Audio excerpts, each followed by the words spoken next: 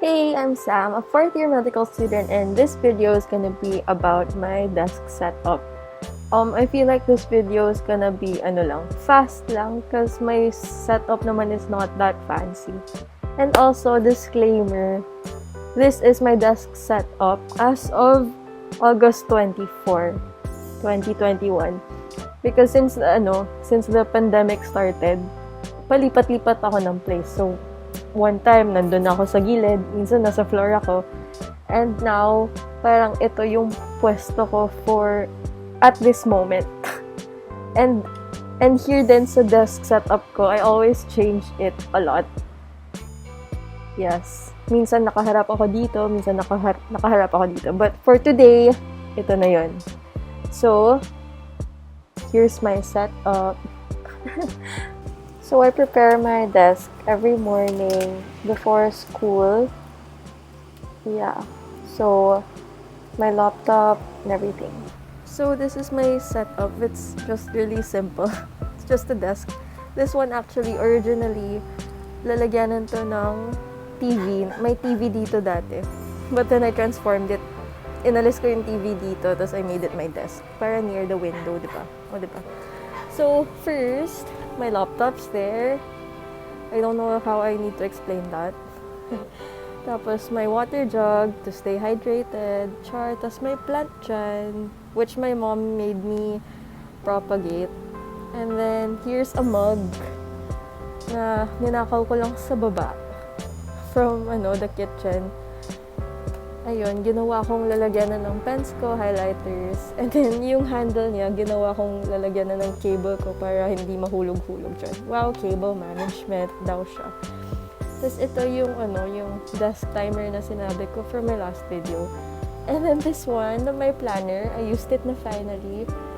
And actually, nilagay ko siya sa cellphone stand. I put my cellphone minsan, pero recently, ginagawa ko, lalagyan na ng planner ko. Yes. And then this one is originally my mom's for her iPad. But she doesn't use it naman din. So, I got it and use it para, aesthetic. Ay, hindi naman aesthetic pala. Ergonomic. Char! Okay. And then, here, this one, my mouse pad has this thing.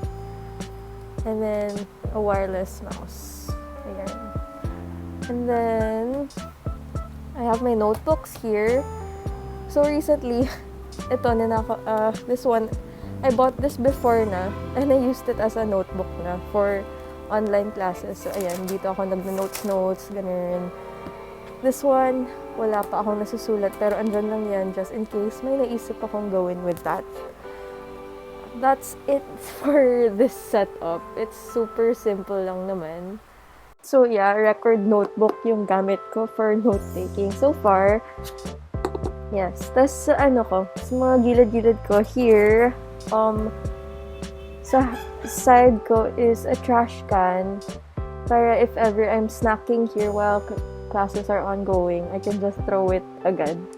Tapos also beside me is, a small stool, chair, where I put my, my notes. Like, if ever, example, nasa IM rotation kami this week.